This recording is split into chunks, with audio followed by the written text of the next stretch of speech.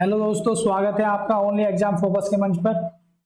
और दोस्तों, जैसा कि आपने कल देखा भी होगा कि अपनी जो एनसीईआरटी की एक नई सीरीज शुरू हुई है। और दोस्तों, मैंने आपसे काफ़ी ब्रीफ में बताया था कल कि एनसीईआरटी आपको क्यों पढ़नी जरूरी है। क्योंकि दोस्तों, आपका जो जीएस का फाउंडेशन है उसका जो बेसिक क्लियर होंगे वो आपके एनसीईआरटी में होंगे। जो बच्चे चाहते हैं कुछ करना अपने लिए, अपने घर वालों के लिए और अपने फ्यूचर को ब्राइट करना चाहते हैं, और जिन बच्चों का बड़ा एक उद्देश्य लेकर वो चल रहे हैं, तो दोस्तों उनके लिए एनसीईआरटी एक महत्वपूर्ण जो है इम्पोर्टेंट जो है कड़ी होने वाली है उनकी सक्सेस के लिए।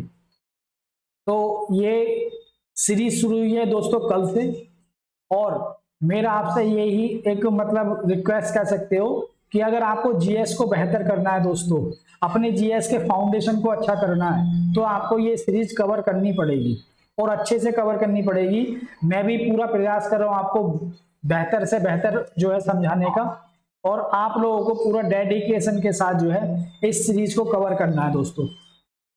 और एक और बात है कि जो बच्चे ये कहते हैं कि हमें से जीएस तैयार नहीं होता, और जो बच्चे ये कहते हैं कि जीएस रटना पड़ता है, और कुछ कोचिंग संस्थान ये कहते हैं कि जीएस को इसे घोल के पी जाओ, या इस टाइप की कोई बातें कहते हैं, चवा डालो, दुनिया भर की बातें कहते हैं। लेकिन दोस्तों, ये उन्हीं बच्चों के लिए एनसीईआरटी की सीरीज है, क्योंकि जीएस को हमें ना घोल के पीना है ना चबाना है दोस्तों, बस केवल आपको समझना है।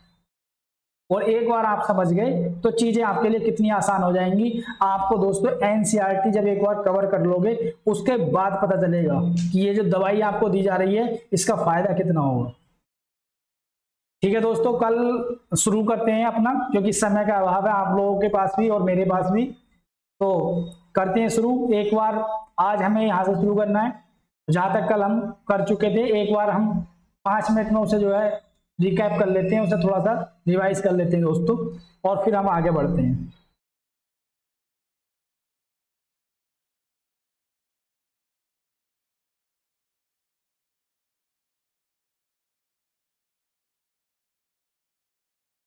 एक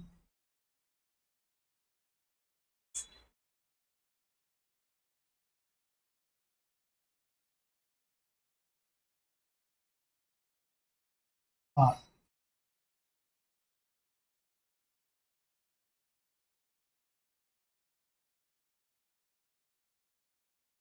दोस्तों, जो हमने शुरुआत की थी कल, जो हमारी शुरुआत हुई थी पालमपुर गांव से हुई थी।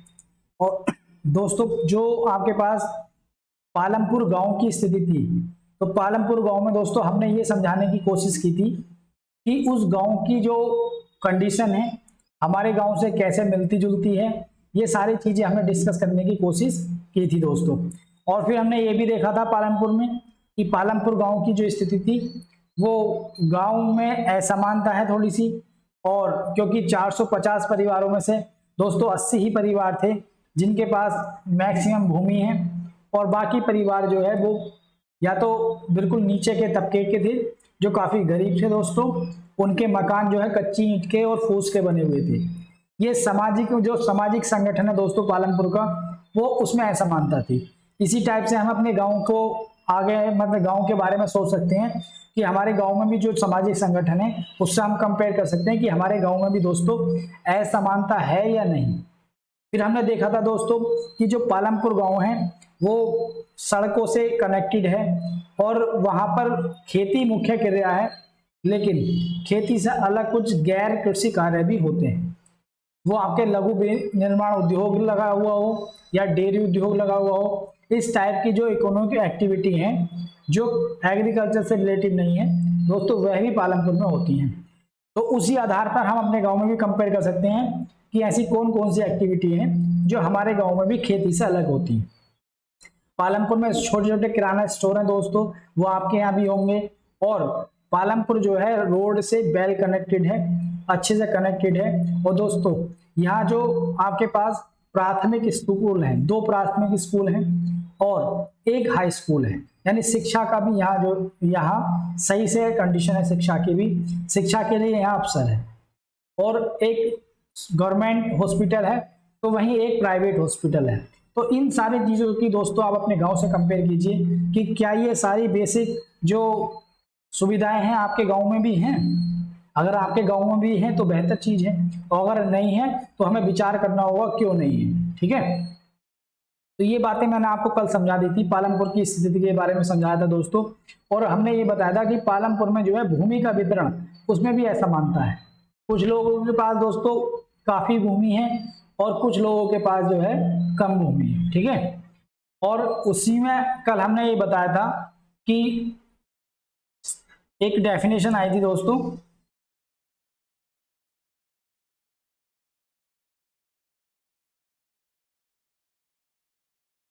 पालमपुर में पहले हमने ये बताया था दोस्तों कि उत्पादक के संगठन, कि अगर आपको कहीं भी इन्वेस्ट करना है या आपको अपने गांव में कोई यूनिट खोलनी है, यूनिट का मतलब है दोस्तों कोई भी आपको कंपनी खोलनी है या कोई भी व्यवसाय करना है, और या किसी कंपनी को आपके गांव में निवेश करना है, तो ये जैसे हम गांव के स्तर पर समझ रहे हैं दोस्तों, ऐसे ही आपके जिले स्तर पर चीजें होती हैं, वैसे ही आपके प्रदेश स्तर पर चीजें होती हैं, और वैसे ही आपकी राष्ट्र लेवल पर यानी भारत के लेवल पर चीजें होती हैं। अगर कोई कंपनी आपके यहाँ इन्वेस्ट करना चाह रही है दोस्तों और आप उस गांव के प्रधान हैं, ठीक है, तो आपको क्या क्या चीजें उसे कंपनी को मुहैया करानी होंगी, या किसी कंपनी को इन्वेस्ट करने के लिए, किसी वस्तु का उत्पादन करने के लिए किन किन चीजों की जरूरत पड़ेगी, ये हमने कल आपको समझाने की कोशिश की थी। तो मोटा मोटा जल्दी जल्दी रिवीजन कर लेते हैं कि जो किसी भी कंपनी को खोलने के लिए या गांव में कोई भी उद्योग करने के लिए दोस्तों सबसे पहले जरूरत पड़ती है भूमि की। सबसे पहले भूमि आपके पास होनी चाहिए, क्योंकि आप भूमि पे इमारत बनाओगे, मतलब जो भी कंपनी खोलोगे उसका सेटअप तैयार करोगे, और फिर उसके बाद दोस्तों आपको श्रम की आवश्यकता पड़ेगी। जो आप कंपनी खोलोगे वहां पे लोग काम करने वाले होने चाहिए, और श्रम भी जो है मैंने आपको बताया था 2 प्रकार का होता है, एक कौशल युक्त श्रम होता है दोस्तों, एक अकौशल श्रम होता है। ठीक है नहीं, ये आपके पास आया था कि ये एक शब्द सारे कार्य वाला, और एक आपके पास था जो पढ़े लिखे लोग हैं उनका श्रम, तो उसे बोलते हैं कौशल युक्त। वो मतलब आपके पास कौशल है, उनके पास कोई भी मतलब एजुकेशन से संबंधित काम को करने के लिए या इंजीनियरिंग से संबंधित काम को करने के लिए, और एक श्रम का वो भाग है जो अच्छे से एजुकेटेड नहीं है, वो केवल शारीरिक श्रम कर सकता है। तो हमें श्रम की जरूरत पड़ेगी, पहले जरूरत पड़ेगी भूमि की दोस्तों, दूसरी श्रम की, और तीसरी हमें जरूरत पड़ेगी भौतिक पूंजी की। और भौतिक पूंजी भी दोस्तों मैंने आपको बताया था 2 प्रकार की होती है। और मैं आपसे एक और बात बता दूं कि आपको डेडिकेटेड होकर पढ़ना है। जब आप इस क्लास को पढ़ोगे दोस्तों तो ये माइंड में क्लियर करके पढ़ना है कि मुझे अब 2 घंटे तक अच्छे से पढ़ना है, 1-1.5 घंटे तक, और मुझे चीजों को समझना है, क्योंकि यही चीजें आपका आधार बनेंगी आने वाला जीएस फाउंडेशन के लिए। और आपको किसी भी एग्जाम में, चाहे आप छोटे एग्जाम की तैयारी कर रहे हो या आप क्लास 9th के बच्चे हो, 10th के बच्चे हो, 11th के, 12th के, या आप दोस्तों वनडे किसी भी एग्जाम की तैयारी कर रहे हो, पीसीएस आईएएस की तैयारी कर रहे हो, तो ये एनसीईआरटी आपको पढ़नी पड़ेगी अगर आप अपने जीएस को बेहतर करना चाहते हो। क्योंकि दोस्तों हमेशा ध्यान रखो, शॉर्टकट से आप लंबी इमारत, जो आपका लॉन्ग उद्देश्य है, तो शॉर्टकट के माध्यम से दोस्तों आप बड़े उद्देश्य को नहीं पा सकते। आपको बड़े उद्देश्यों को पाने के लिए थोड़ा मेहनत करना पड़ेगा, क्योंकि रास्ते हमेशा जो है सीधे नहीं होते, कभी कभी रास्ते टेढ़े भी होते हैं। और जब रास्ते दोस्तों टेढ़े होते हैं तो शॉर्टकट से जो व्यक्ति जाना चाहता है तो वो अपने मार्ग से भटक जाता है, और जिसने अच्छे से सीखा है वही नॉलेज उसके काम आएगी एग्जाम में। तो एग्जाम में आपका समझा हुआ ही काम आएगा, ना रटा हुआ काम आएगा, ना चबाया हुआ काम आएगा दोस्तों। तो आपको समझना चीजों को। तो तीसरी आपके पास जो उत्पादन के लिए संगठन की आवश्यकता, भौतिक पूंजी। और भौतिक पूंजी में भी हमने बताया था 2 प्रकार की पूंजी होती है, कार्यशील पूंजी और एक स्थिर पूंजी, और स्थायी पूंजी। तो दोस्तों स्थायी पूंजी में मैंने आपको बताया था कि जो भी आप इंस्टीट्यूशन लगा रहे हो या जो भी आप कंपनी लगा रहे हो, वहां पर जो मशीन है, कंप्यूटर है या औजार हैं, ये सारी चीजें बहुत स्थायी पूंजी में आएंगी।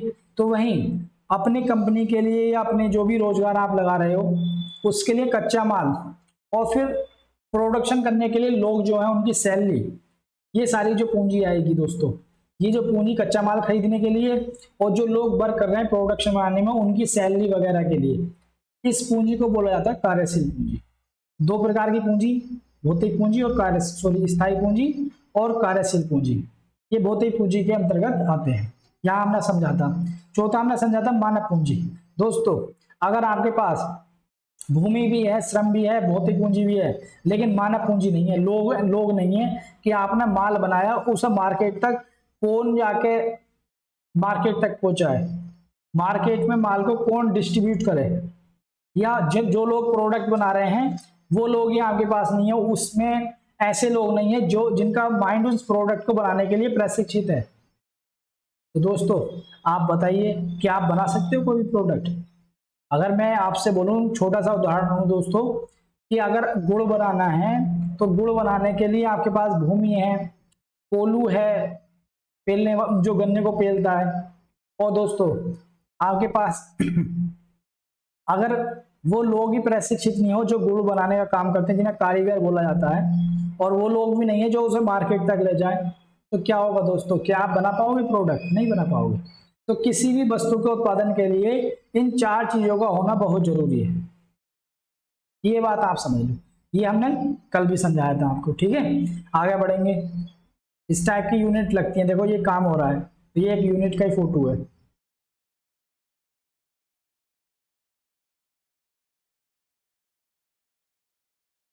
अब दोस्तों आया था कि पालमपुर में खेती क्या स्थित है, तो हमने ये बताया था दोस्तों, पालमपुर में जो है खेती का लगभग 75% लोग जो है वो यूज करते हैं अपनी जीविका के लिए, यानी जीविका का मतलब अपना जीवन चलाने के लिए। और मैंने आपको ये भी बताया था कि दोस्तों जैसे जैसे जनसंख्या बढ़ रही है, भूमि कम होती चली जा रही है, और हमारे पास भूमि के टुकड़े कम हो रहे हैं, जनसंख्या बढ़ रही है, तो पैदावार बढ़ाने का एक जो है दबाव भी बनना है, क्योंकि खाद्य सुरक्षा, लोगों की खाने के लिए व्यवस्था करनी है, तो आपको प्रोडक्टिविटी बढ़ानी पड़ेगी। जनसंख्या तो कम हो रही है, छोटे छोटे खेतों के टुकड़े हो रहे हैं, तो दोस्तों उसमें प्रोडक्टिविटी जो है कम होती चली जा रही है। तो भूमि स्थिर है, भूमि नहीं बढ़ रही है, जनसंख्या बढ़ रही है केवल। तो हमें क्या होता है दोस्तों, उत्पादन बढ़ाना पड़ेगा। तो इसी में लिखा हुआ है कि जो खेती है वो उत्पादन की प्रमुख क्रिया है, और 75% लोग जो है दोस्तों जीवन निर्वाह के लिए खेती करते हैं, यानी उनके पास खेती इतनी नहीं है कि वो उससे अधिशेष कमा सके, अधिशेष मिल सके और अधिशेष से लाभ कमा सके। अधिशेष का मतलब ज्यादा पैदावार कर सके।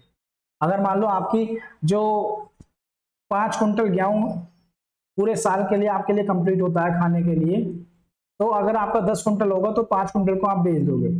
लेकिन लोगों के पास इतनी भूमि नहीं है, केवल जीवन निर्वाह के लिए करते हैं कि जो 5 कुंटल मिल रहा है वो अपने खाने पीने में खर्च हो जाता है। जो बड़े किसान है दोस्तों, उनके पास जो है अधिशेष बचता है, और जिसे वो मार्केट में बेचते हैं। ठीक है, तो भूमि स्थिर है, भूमि नहीं बढ़ रही है। फिर आगे बढ़ेंगे।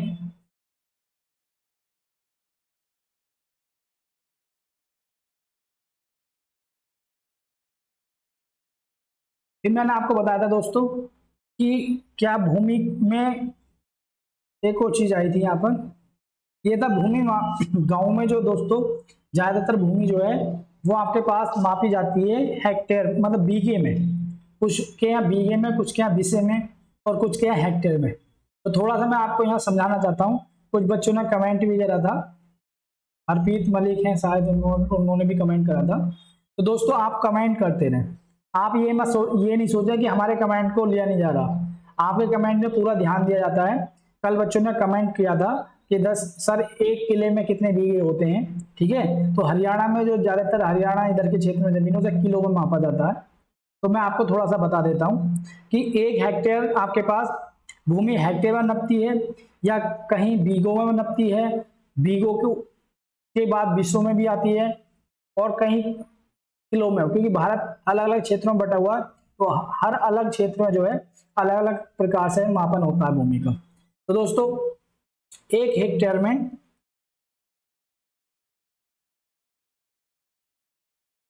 1 हेक्टेयर ये HEC है, चलो मैं हिंदी में लिख देता हूं।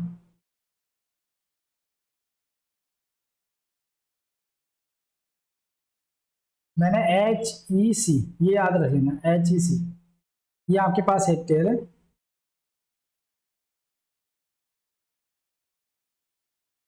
आप देखो दोस्तों, 1 हेक्टेयर,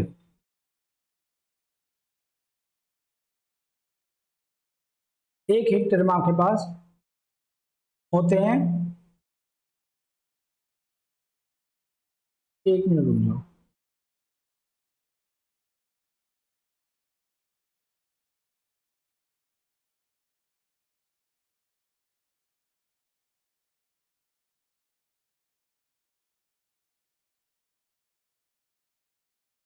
अब यहां से आप देखोगे,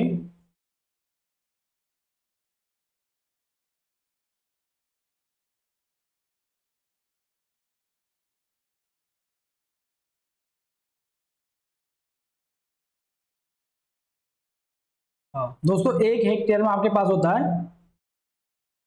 10,000 वर्ग मीटर। 1 हेक्टेयर में 10,000 वर्ग मीटर होते हैं।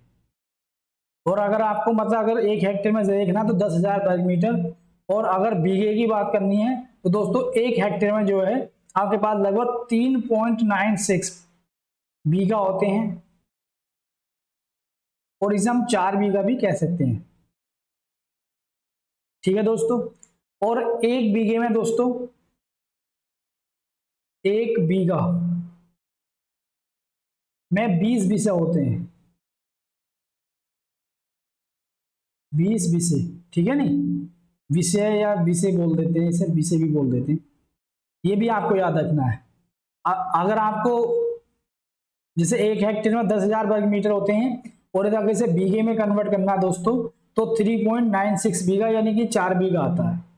और 1 बीघे में दोस्तों आपके पास, इसे नोट डाउन कर सकते हो आप, 1 बीघे में 2530 वर्ग मीटर होते हैं। तो अगर आपको हेक्टेयर से बीघा निकालना है तो 10,000 को भाग दे दोगे 2530 से, तो आपके पास बीघा आ जाएंगे 4। ठीक है नहीं, ज्यादा हम गहराई में नहीं जाएंगे, मोटा मोटा समझेंगे, कभी क्वेश्चन आ जाता है, जैसे मैथ में भी आ जाता है, साइंस में भी आ सकता है। तो 1 बीघे में 2530 वर्ग मीटर होते हैं, और 1 हेक्टेयर में दोस्तों 10,000 वर्ग मीटर होते हैं, और 1 हेक्टेयर के हमने बीघे बना लिए तो 4 बीघा, लगभग 3.96 बीघा यानी कि 4 बीघा निकल का है। 1 बीघा में 20 बीसे होते हैं। और दोस्तों 1 किला, जिसने मतलब हरप्रीत मलिक जी हैं, उन्होंने पूछा था कि सर 1 किले में कितने बीघे होते हैं, तो 1 किले में आपके पास 5 बीघे होते हैं। 1 किले में आपके 5 बीघा होते हैं, ठीक है नहीं। तो ये डायमेंशन आपको याद रखनी है मोटे तौर पर, और बस हेक्टेयर में कितने वर्ग मीटर होते हैं और कितने बीघे होते हैं, तो मोटे तौर पर ये आपको जान लेना है, नोट डाउन आप कर सकते हैं। ठीक है, तो ये बात आई थी। अब हम आगे बढ़ेंगे दोस्तों, दूसरा पॉइंट दिया था कि भूमि से अधिक पैदावार करने का कोई तरीका है, तो हमने बताया था कि भूमि से आप बहुविध फसल प्रणाली द्वारा, यानी कि एक साल में एक से ज्यादा फसल उगाकर, या फिर आधुनिक तरीकों से, यानी कि अच्छे बीज, अच्छे रासायनिक खाद और सिंचाई की पर्याप्त सुविधा आपके पास होगी, तो आप जो है प्रोडक्शन को बढ़ा सकते हो, तो आप उसी भूमि से ज्यादा पैदावार ले सकते हो। ये कल हमने बताया था, और इसका जो साक्षात उदाहरण था दोस्तों, वो 1966 में हरित क्रांति था। हरित क्रांति के समय पे अच्छे बीजों का जो है यूज किया गया, ठीक है दोस्तों, और नहर से सिंचाई का साधन बढ़िया था, और अच्छे उर्वरक और कीटनाशक का यूज किया गया। तो हरियाणा, पंजाब, पश्चिमी उत्तर प्रदेश, इन एरियो में जो है दोस्तों गेहूं की बम्पर पैदावार पैदा हुई, जिससे भारत अपने लोगों के लिए खाद्य सुरक्षा को कंप्लीट कर पाया। ठीक है नहीं, तो ये कल हमने आपको सब बता दिया था, आपने पढ़ लिया होगा और आपके समझ भी आया होगा। अगर जो कुछ आपके समझ में नहीं आया दोस्तों, तो आप प्लीज जो है कमेंट कर सकते हैं। ठीक है, अब हम करेंगे दोस्तों,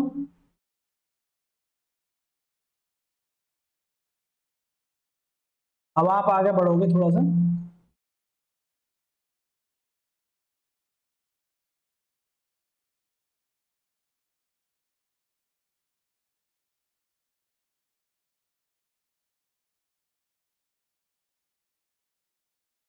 एक मिनट हो गया।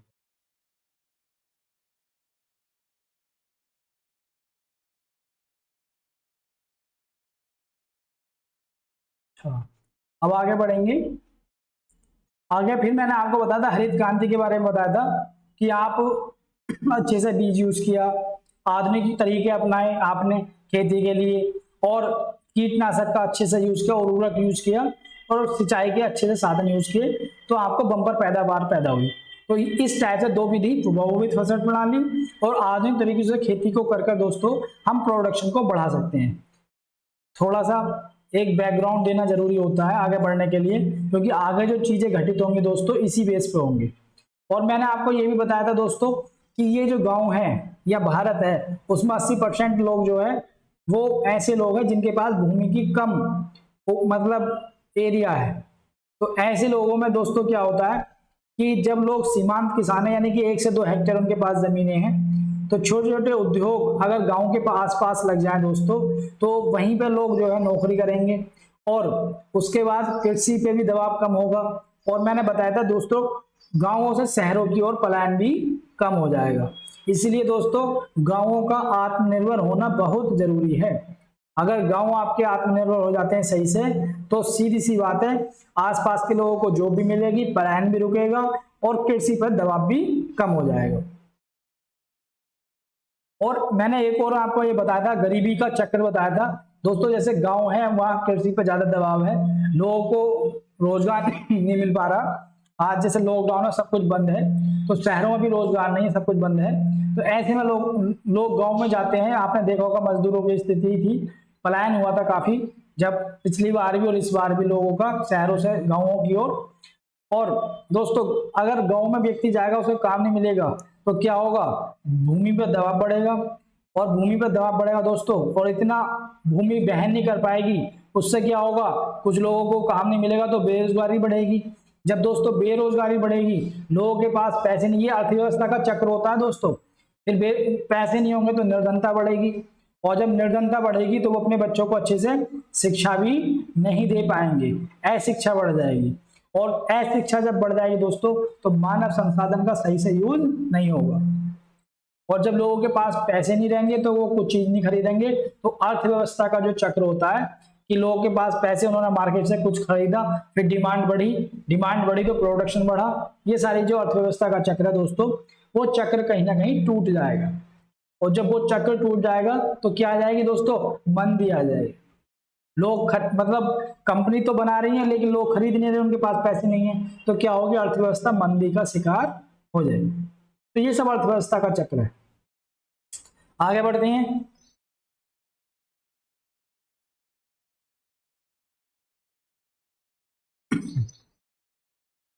और इसमें अगला टॉपिक था, क्या भूमि ये धारण कर पाएगी। दोस्तों जब हम ज्यादा से ज्यादा अगर रासायनिक खादों का यूज करेंगे, तो एक टाइम के बाद भूमि की जो उर्वरा शक्ति है वो कम हो जाएगी। तो भूमि धारण नहीं कर पाएगी एक टाइम के बाद। एक टाइम के बाद भूमि की उर्वरा शक्ति कम हो जाएगी।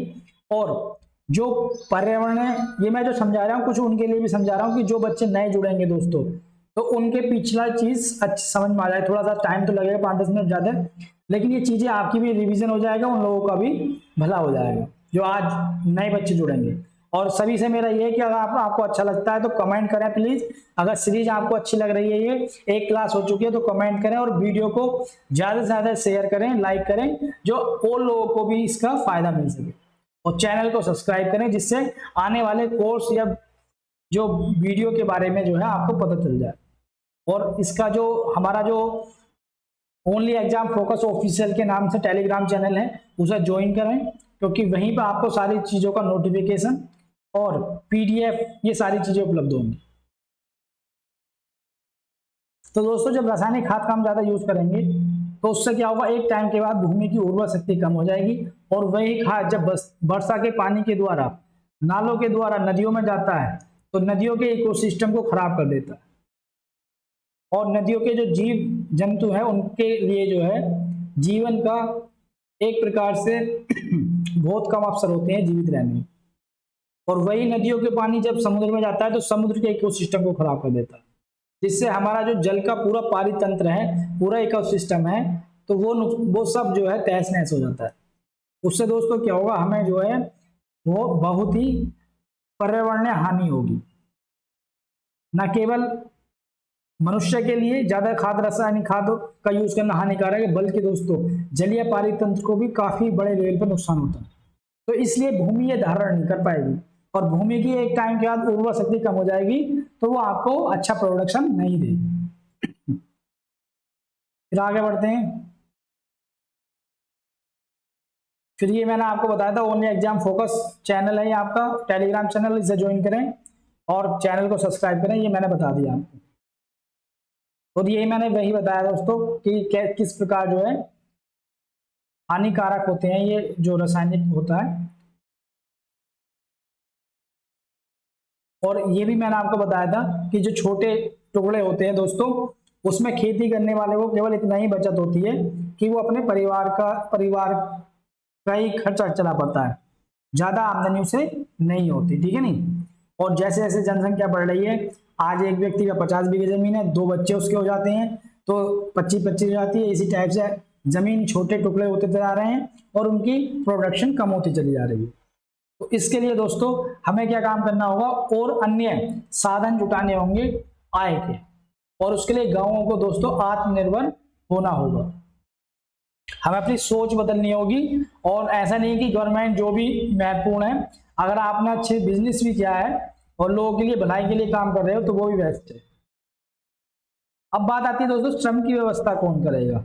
जो आपके पास दूसरा ऑप्शन है श्रम, तो श्रम की व्यवस्था कौन करेगा। तो दोस्तों श्रम में क्या होता है, 2 प्रकार से श्रम होता है। एक तो ये होता है कि जो छोटी जमीन वाले लोग होते हैं तो वो खुद भी अपने खेतों में काम करते हैं, और वही लोग जब उनके पास समय होता है तो बड़े जो किसान होते हैं उनके खेतों में जाकर काम करते हैं, ठीक है नहीं। तो या बड़े किसान उन्हें जो है किराए पे या मजदूरी पर लेते हैं। तो श्रम की व्यवस्था इस टाइप से होती है।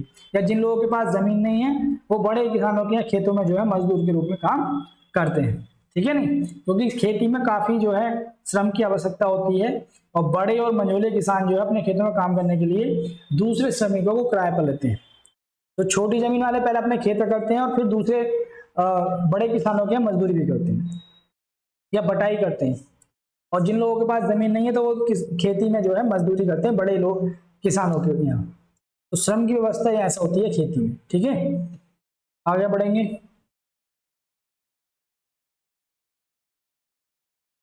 आगे आपके पास है दोस्तों, देखो ये जो फिगर है ये बताता है दोस्तों कि किस प्रकार जो कमला है, मतलब 2 किसान है वो आपस में बात कर रहे हैं। तो जैसे एक किसान कहता है कि आजकल काम मिलना कठिन है और बड़े किसान ही हमें काम पर रखते हैं, और वो भी बहुत कम दिनों के लिए। तो इधर जो आपके पास घनश्याम इनका उत्तर देता है। घनश्याम भी कहते हैं कि वो कहते हैं कि कमला, ये जो भी महिला है, कि घनश्याम कोई बड़ा किसान है और उसने अभी भी ट्रैक्टर हार्वेस्टर खरीदा है, और कटाई के मौसम में जो है बहुत कम काम मिलेगा, और 5 माह से जो है कम समय काम किया था पिछली बार उन्होंने। यानी कि जैसे आधुनिक तरीकों को हम अप्लाई करेंगे, बड़े किसान जो आधुनिकीकरण करेंगे मशीन लेकर, तो ऑटोमेटिकली जो है जो श्रमिक हैं कृषि पर डिपेंडेंट, उनके रोजगार में कमी आएगी और उनके लिए बेरोजगारी की स्थिति पैदा हो जाएगी। तो वो क्या काम करेंगे दोस्तों, आय के लिए अन्य साधनों को ढूंढेंगे। जैसे इन्होंने बताया कि इन्हें जो है ईंट के भट्टे पर काम करना पड़ता है, यानी अब इनके पास जो है कृषि में इतना कार्य नहीं है बड़े किसानों के यहाँ भी कि अपने परिवार का खर्चा चला सकें, इसलिए इन्हें जो है ईंटों के भट्टे पर काम करना पड़ता है। और दोस्तों जो छोटे किसान होते हैं तो उनके पास इतना अधिशेष नहीं बचता कि वो उसे मार्केट में बेच के अगली फसल के लिए पूंजी जुटा सकें।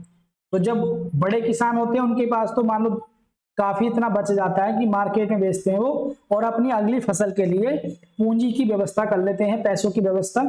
ये देखो अपने आप से जोड़ना है स्टोरी को, बिल्कुल ये सारी चीजें आपके गांव में भी होती हैं, हो सकता है आपके साथ भी होती हैं। जब तो चीजें इंटरेस्टिंग होंगी कि जो आपने देखा होगा आपके गांव में कोई बड़े किसान है जिनके पास ज्यादा जमीन है, वो बच्चे गेहूं उनके अगर ज्यादा हो जाते हैं तो मंडी में बेच जाते हैं, और उसके बाद पैसे उनके पास आते हैं तो वो उसे अपनी अगली फसल के लिए लगाते हैं। या फिर ये जो छोटे छोटे किसान हैं यानी ये और ये ऐसे लोगों को जो है वो ब्याज पे पैसे दे देते हैं और फिर उनसे ब्याज वसूलते हैं। अब जबकि ये बेचारे छोटे किसान जो हैं इनके पास इतना नहीं बचता, तो ये क्या काम करते हैं, अगली फसल के लिए दोस्तों ये साहूकारों से ऋण ले लेते हैं। अब ये साहूकारों से मतलब, जब साहूकार का मतलब महाजन साहूकार जो ब्याज पे पैसे देते हैं, उनसे ऋण लेते हैं और फसल में लगाते हैं। अब फसल आएगी फिर खाने के लिए रखेंगे, फिर उस ऋण को देने के लिए अन्य ऋण लेंगे। तो इस प्रकार दोस्तों ये ऋण जाल में फंस जाते हैं। ऋण जाल क्या होता है कि ऋण लिया फिर उसे चुकाने के लिए फिर ऋण लिया, तो ऋण जाल में ये लोग फंस जाते हैं। इसी को कहा जाता है दोस्तों ऋण का जाल। हो सकता है कि आप भी उसका फेस कर रहे हो, आप ऐसे परिवार से बिलोंग करते हैं जो काफी गरीब परिवार है और वो पहला कर्जा पूरा नहीं होता, दूसरा कर्जा उसे लेना पड़ता है दोस्तों, और ये ऋण का जाल बनता चला जाता है।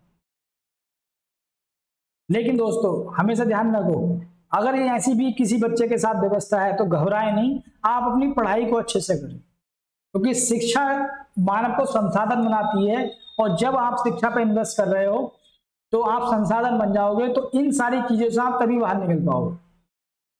वरना जैसे आपके पेरेंट्स इस ऋण जाल में फंसे हुए हैं, आप भी ऐसे ही फंसे रहोगे। तो दोस्तों ये आपके पास एक सुनहरा मौका है, ओनली एग्जाम फोकस मंच आपको मानव संसाधन बनाने में आपके साथ तत्परता से खड़ा है, और हमारी भी कोशिश है कि हम आपको बेहतर चीज सिखाएं। तो इसलिए दोस्तों कमेंट में आप जरूर लिखते रहें कि आपको कैसा लग रहा है एनसीईआरटी पढ़ते हुए। अच्छा लग रहा है तो कमेंट करें बढ़िया, और ज्यादा से ज्यादा वीडियो को शेयर करें। जो इस टाइप के बेचारे मतलब बच्चे हैं, गरीब बच्चे हैं, या ऐसे लोग हैं जो गरीबी या बेरोजगारी या आपके पास ऋण जाल में फंसे हुए हैं, तो उसे बाहर निकलने का तरीका क्या है? तो बाहर निकलने के दो ही तरीके हैं दोस्तों, एक तो आपको अन्य साधन जुटाने होंगे, और दूसरी बात अपने बच्चों पर अच्छे से आपको खर्च करना होगा। मतलब अच्छे का मतलब ये है कि अपनी क्षमता के हिसाब से, क्योंकि वो बच्चे जब आपके पास पढ़ लिख जाएंगे वही आपको इस ऋण जाल से निकाल सकते हैं। ठीक है दोस्तों, आगे बढ़ते हैं। अभी बेरोजगारी जब हम पढ़ेंगे तब चीजें और अच्छी हो जाएंगी, समझ में आएंगी। तो दोस्तों इसमें यही बताया गया कि जो मजदूरी मिलती है उन्हें, वही जो बड़े किसानों की मजदूरी करते हैं बेचारे, वही उन्हें मिल पाती है।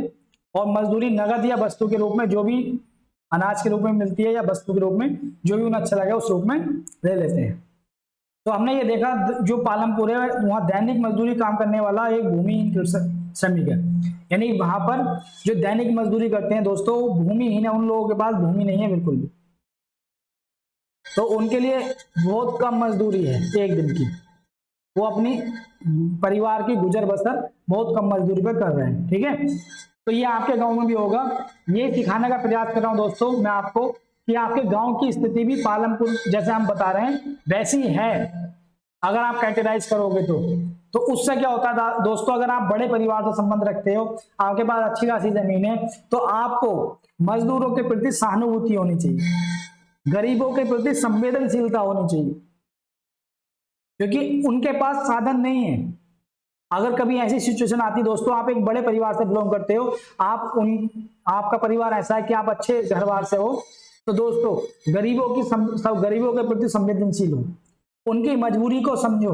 अगर एक टाइम पे उनके पास नहीं है तो आप उनकी मदद करो। उनके बच्चों के पास पढ़ने के लिए अगर व्यवस्था नहीं है तो दोस्तों आप उनकी मदद कर सकते हो। मदद के कई साधन होते हैं, आप बुकें भी उन्हें पढ़ने के लिए दे सकते हो, और उनके 1-2 महीने की फीस भी आप जो है भर सकते हो। तो ये व्यवस्था हमें करनी पड़ेगी, क्योंकि दोस्तों जंजीर की एक भी कड़ी अगर कमजोर रहती है तो जंजीर वहां से टूटने का चांस रहता है। अगर आपके गांव में गरीबी और ये इस टाइप की व्यवस्था रहती है, तो गांव को आत्मनिर्भर बनाने के लिए, मजबूत बनाने के लिए आपको हर संभव प्रयास करने होंगे। और अगर आप गांव के प्रधान के बेटे हैं या प्रधान हैं खुद या संबंधी हैं, तो आपको प्रधान को भी जागरूक करना होगा इस चीज के लिए। चलो आगे बढ़ते हैं।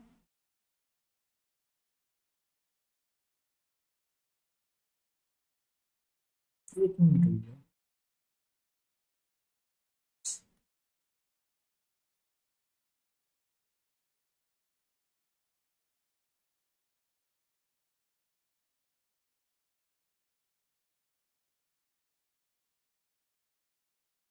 ये आपके पास दोस्तों अब हम कल तक हमने जितना पढ़ा वो हमने कंप्लीट कर लिया।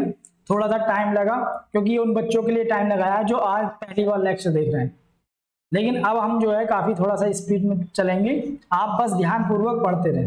तो देखो ये कहानी दोस्तों, ये कहानी आपको खुद पढ़ लेना। इस कहानी में यही बताया हुआ है कि जो वो महिला किसान है उन्हें 3,000 रुपये चाहिए अपनी फसल के लिए, लेकिन उनके पास पैसे नहीं है।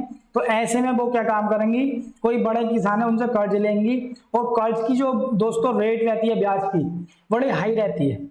तो उन लोगों को इतनी हाई रेट पर कर्ज लेते हैं और फिर अपनी खेती में लगाते हैं, और फिर वो कर्ज देने में ही जो है फंसे चले जाते हैं, क्योंकि फिर इतना नहीं हो पाता खेत से, और वो कर्ज के दाल में, जो कर्ज का जाल है सॉरी, उसमें फंस जाते हैं।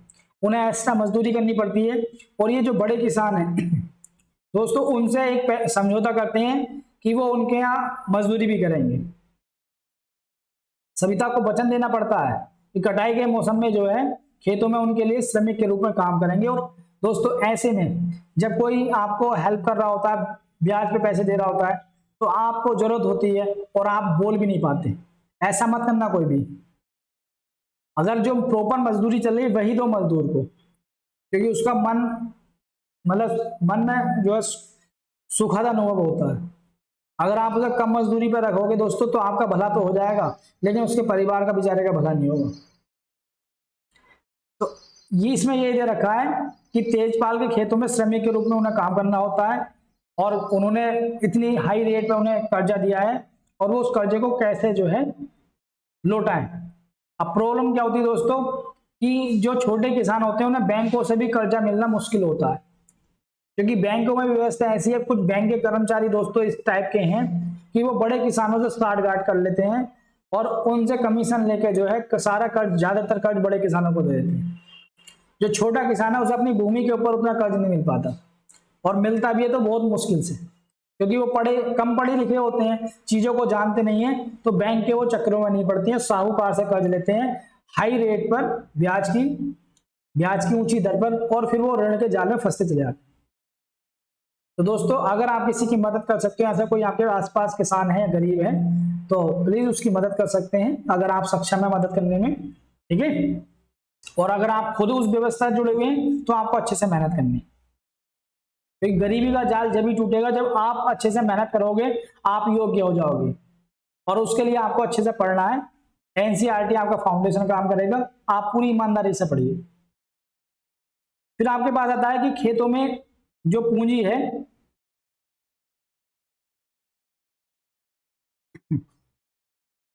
खेतों में जो दोस्तों पूंजी है उसकी व्यवस्था कौन करेगा आपके पास।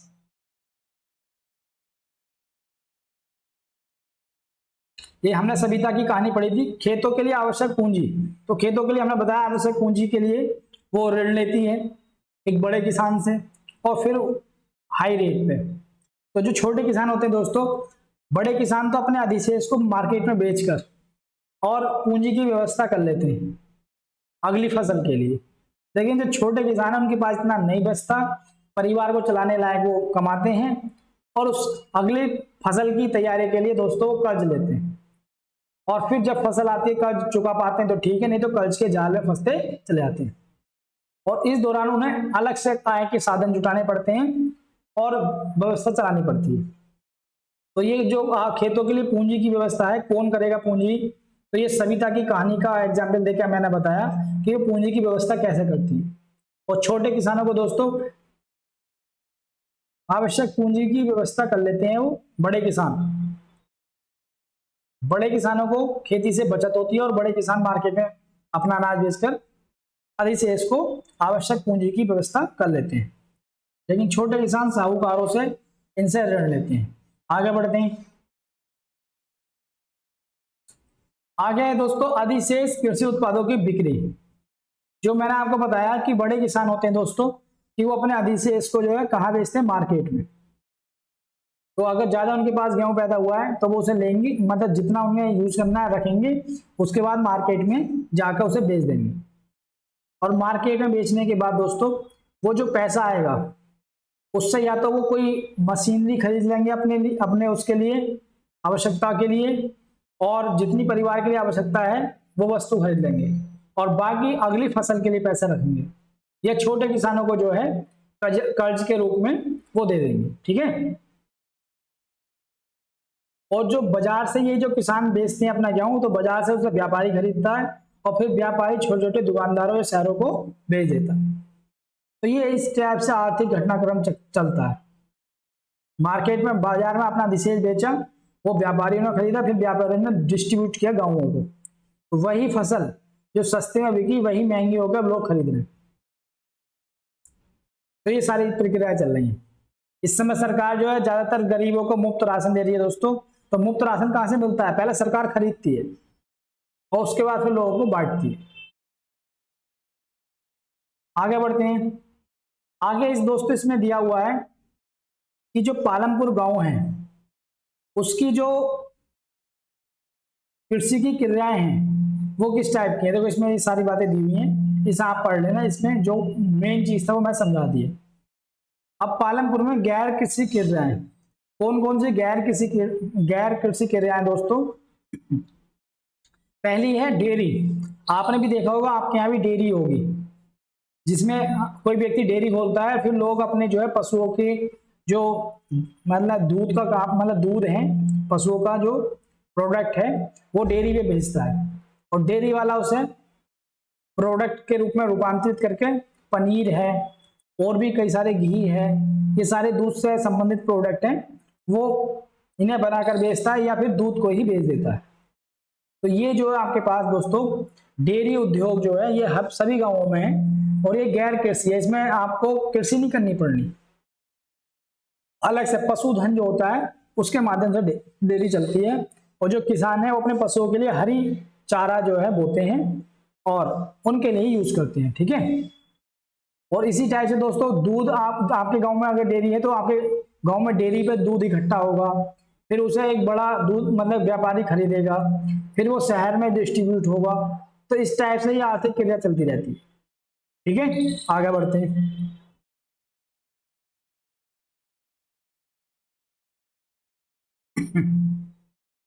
तो देखो इसमें ये तालिका है, आप इसमें कर सकते हैं कि उत्पादन इतना हुआ, उपभोग इतना हुआ, अधिशेष यानी बचा इतना हमारे पास, और अगले वर्ष के लिए पूंजी मिल जाएगी इससे। यानी पहला वर्ष के लिए उत्पादन हुआ, इतना हमने यूज किया, इतना बचा, और इसे बेच के पूंजी मिल जाएगी। दूसरे वर्ष में उत्पादन बढ़ा, यूज उतना ही हुआ, अब आप इसमें से घटा के लगा सकते हो, 80 यहाँ बच जाएगा उत्पादन अभी से, और 80 से ही जो है आप पूंजी का निर्माण होगा। ठीक है। किस क्रम में बढ़ रहा है? देखो 20-20 के क्रम में बढ़ रहा है, अब यहाँ 140 है। तो इस टाइप से पहले किसान की आमदनी ये, दूसरे की ये है, और हम ऐसे आगे बढ़ सकते हैं। तो इसमें बताया कि अधिशेष इतना है, यूज इतना करा और इतना बचा, और उससे हमने जो है आगे पूंजी का निर्माण कर लिया। ठीक है।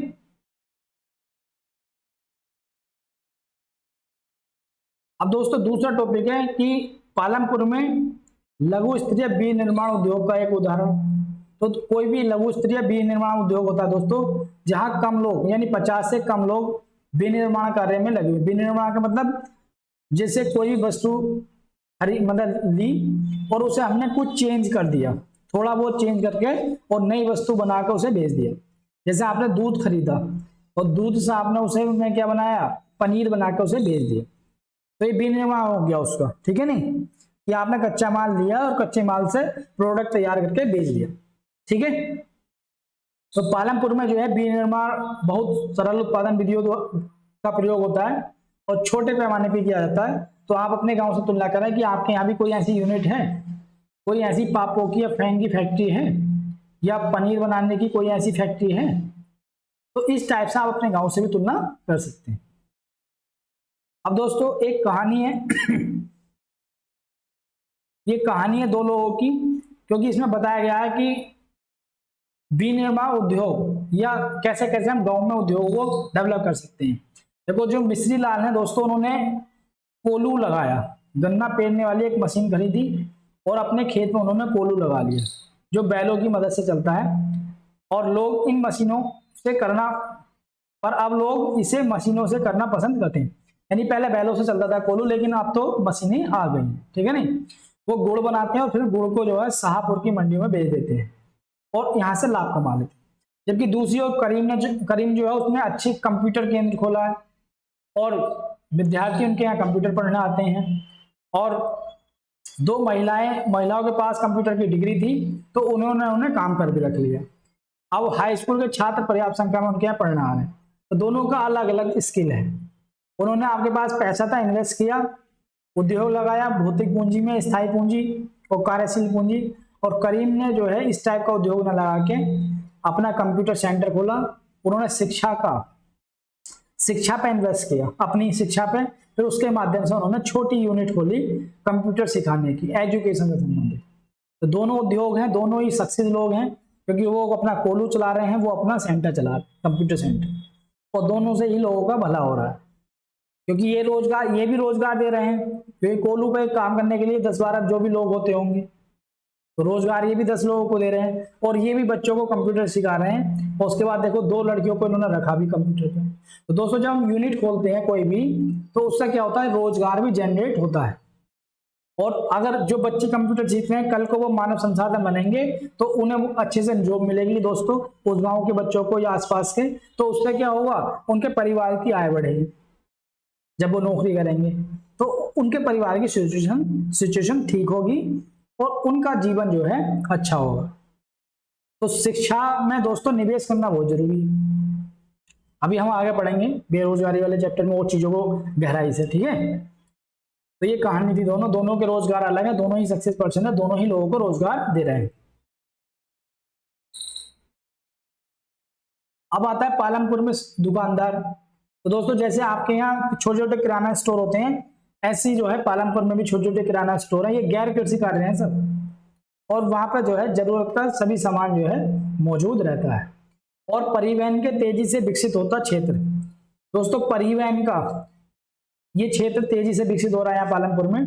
परिवहन का मतलब आपके यहाँ भी आपने देखा होगा दोस्तों कि कुछ लोग होते हैं अपनी डीसीएम खरीद लेते हैं, अपना ट्रक खरीद लेते हैं, या अपनी कोई गाड़ी खरीद ले, मतलब बुलेरो या इस टाइप की कोई बड़ी गाड़ी खरीदते हैं, और फिर उसके माध्यम से उससे कमाने की व्यवस्था करते हैं।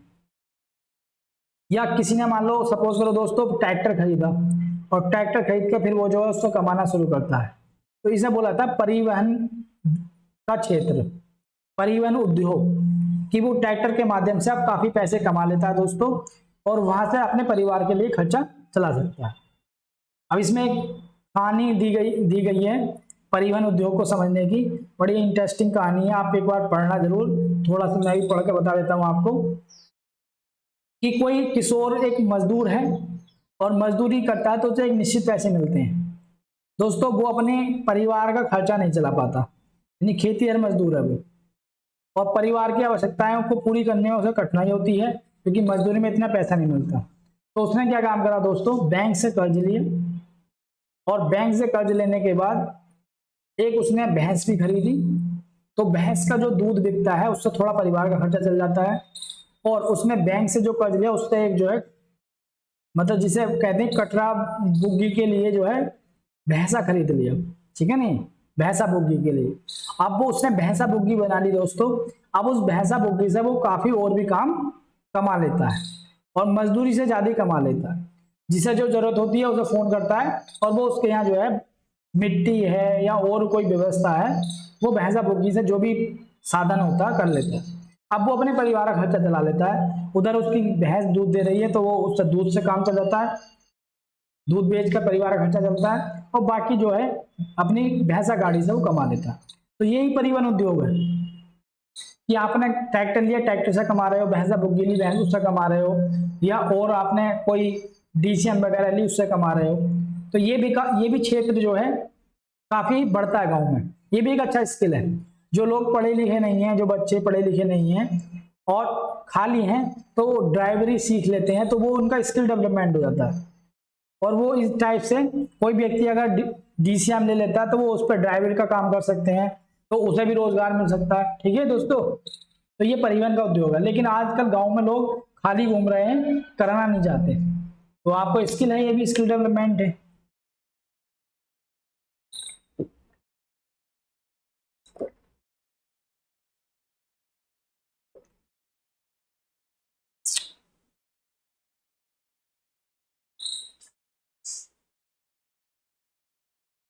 तो ये भी सारी चीजें चलती हैं, क्योंकि दोस्तों गांव में जागरूकता की कमी है।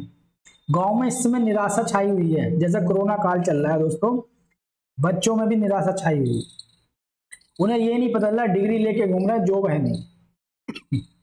तो उस निराशा के चक्कर में गांव में बच्चे अपने डिस्प्रेस में, यानी कि एक प्रकार से पूरा माइंड निगेटिव हो चुका है। पढ़ाई अब उन्हें ऐसा लगता है कि हम लोगों ने बेकार पढ़ाई की। लेकिन दोस्तों उन्हें सही से अगर डायरेक्शन दे दिया जाए, उन्हें स्किल मुहैया करा दिया जाए, तो वही जो है संसाधन बन सकते हैं। वो जो मानव संसाधन है वो हमारे लिए एसेट बन सकता है। जब भी तो कहा जाता है कि भारत में जो है, जो 15 साल से 35 साल तक की जो युवा आबादी है वो काफी संख्या में है, वो देश की एसेट है। लेकिन दोस्तों देश की एसेट जब बन पाएगी जब वो स्किल्ड है। अगर वो अनस्किल्ड है, अनएजुकेटेड है, तो वो देश की अर्थव्यवस्था पर बोझ होगी। तो इसलिए अगर हमारे पास में ऐसे कोई बच्चे हैं जो पढ़े लिखे हैं लेकिन बेरोजगार हैं, हमें उनसे कहना चाहिए कि आप अपना स्किल डेवलपमेंट कीजिए, कुछ आप सीखिए, कुछ भी। ठीक है दोस्तों, तब आपको जो है चीजें आगे बढ़ेंगी। तो अब उनके जो है किशोर पिछले वर्षों की तुलना में अधिक पैसे कमाने लगे, क्योंकि कटरा बुग्गी से भी काम चला और पशु का जो है वो दूध भी बेच देते हैं। ठीक है नहीं। तो ये आज दोस्तों हमारा चैप्टर कंप्लीट हो गया। अब हम दूसरे चैप्टर की ओर चलेंगे और इसमें सारांश को आप पढ़ लेना। सारांश जो दिया हुआ आपको,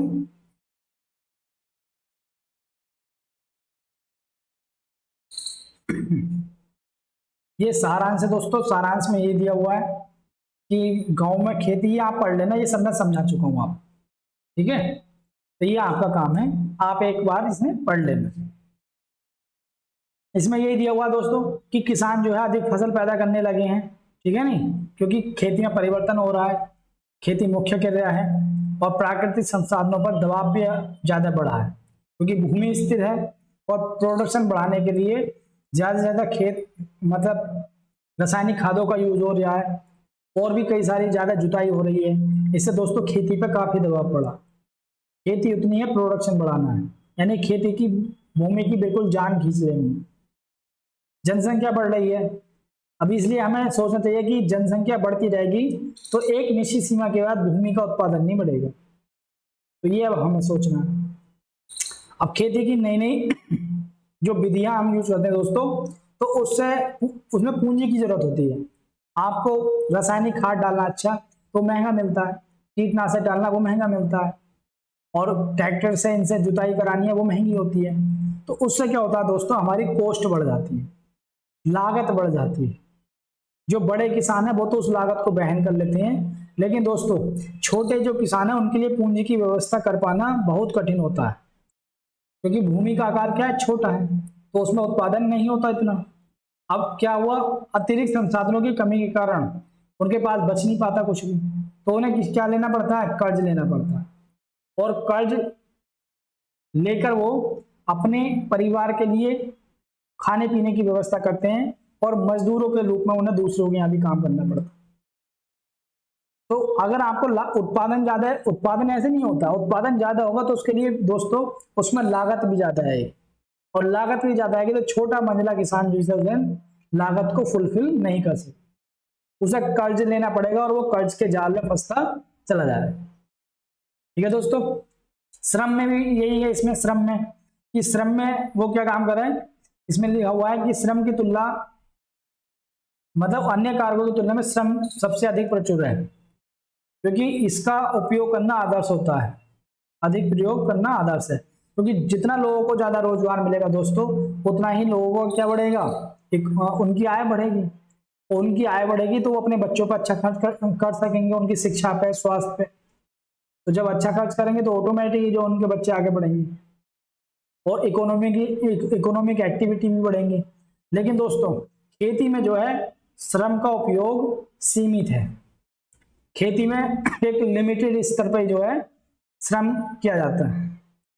इसलिए दोस्तों, इसलिए तो कहा जाता है हमें विनिर्माण उद्योग जो है गैर कृषि कार्यों पर ज्यादा से ज्यादा ध्यान देना है।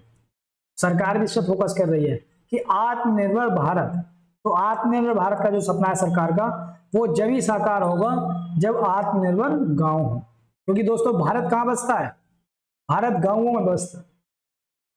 अगर गांव मजबूत नहीं होंगे तो भारत मजबूत नहीं होगा।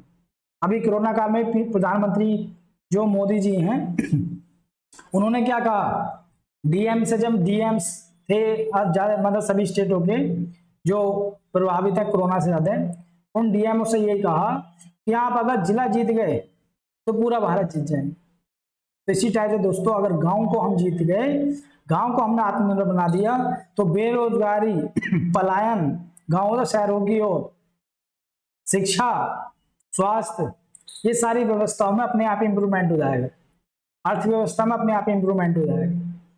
तो हमें गांव को आत्मनिर्भर बनाने की जरूरत है, लोगों को जागरूक करने की जरूरत है, और सरकार को जो है पैसा मुहैया कराने की जरूरत है लोगों को व्यवसाय करने के लिए।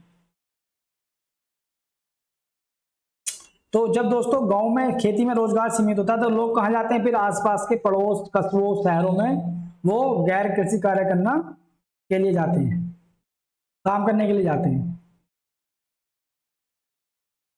और फिर दोस्तों इसमें लिखा हुआ है इस गांव में गैर कृषि क्षेत्र थोड़ा कम है और लोग जो है गैर कृषि कार्य प्रारंभ कर सकते हैं। उन्हें जब भी प्रारंभ करेंगे जब दोस्तों उन्हें गैर कृषि कार्य के लिए सरकार से थोड़ा बहुत कर्ज मिले, क्योंकि उन्हें कर्ज ऐसे मिलता नहीं है छोटी भूमि पर, और महाजन से लेते हैं तो उसकी ब्याज की जो रेट होती है काफी बड़ी होती है। तो ऐसे में दोस्तों सरकार को ये चाहिए कि ऐसे लोगों को व्यवसाय करने के लिए कर्ज की व्यवस्था करें, पैसे की व्यवस्था करें, तभी जो है आप जो है आत्मनिर्भर गांव का जो सपना है उसे पूरा कर सकोगे। पैसे आपके पास में नहीं होंगे दोस्तों तो कैसे रोजगार करोगे? ठीक है दोस्तों, तो उसके लिए आपको व्यवस्था करनी पड़ेगी, सरकार को पैसे की व्यवस्था करनी पड़ेगी। ये आपका दोस्तों चैप्टर कंप्लीट हो जाता है। अब हम नेक्स्ट चैप्टर की ओर बढ़ते हैं।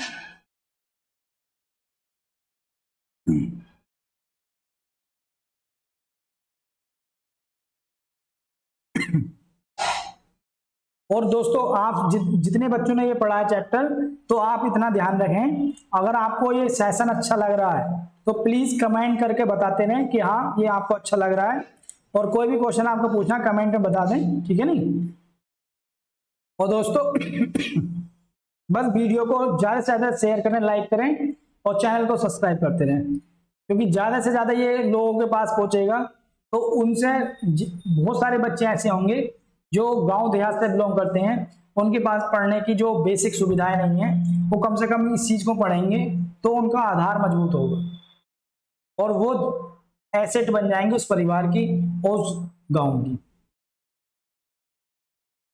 तो दोस्तों आज का जो ये चैप्टर है वो है संसाधन के रूप में लोग। संसाधन के रूप में लोग दूसरा चैप्टर है ये।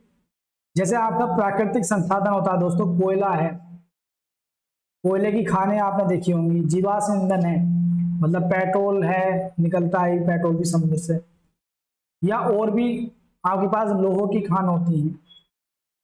तो ये सारी जो प्राकृतिक संसाधन है, ऐसी दोस्तों मानव भी एक संसाधन है, लेकिन उसका सही से जो है यूज कर लिया जाए।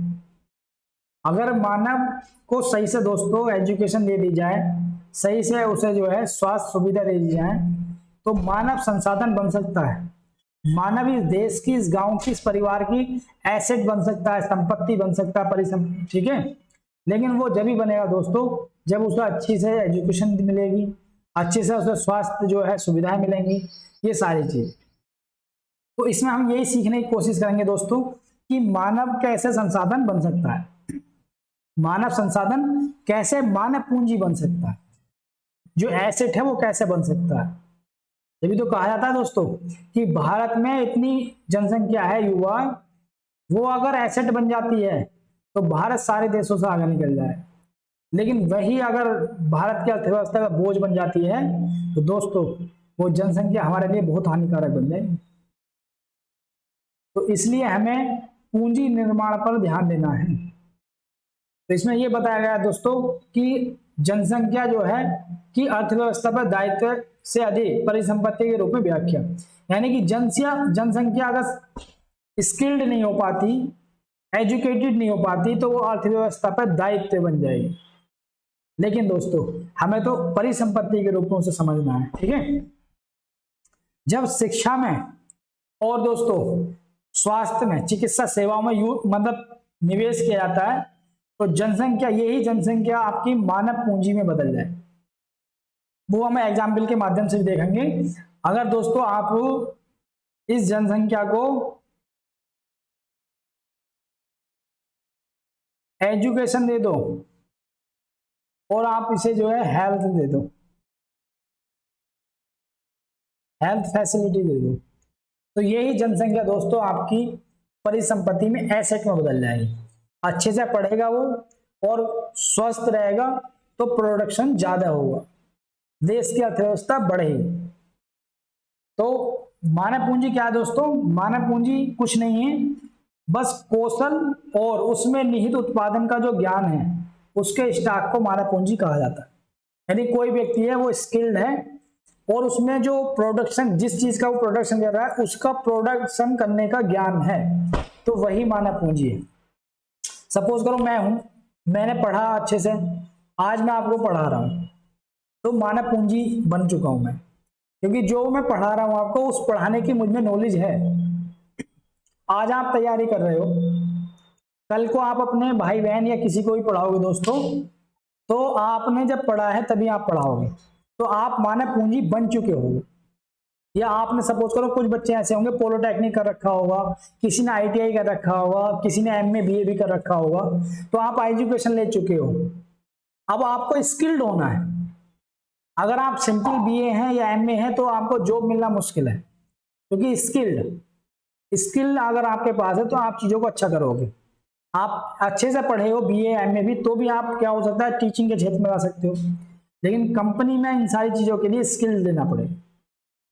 तो हम संसाधन के रूप में लोगों की बात करेंगे दोस्तों, और लोग कैसे संसाधन बन सकते हैं इसकी बात करेंगे। और जो सकल राष्ट्रीय उत्पाद है आपका,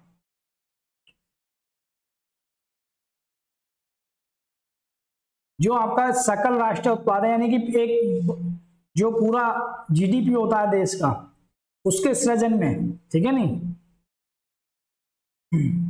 जीएनपी, ये आपके पास सकल राष्ट्रीय उत्पाद मतलब GNP, gross national product, gross national product. अगर आपकी जनसंख्या स्किल्ड है तो ग्रोस नेशनल जीएनपी में भी जो है योगदान देगी, ठीक है।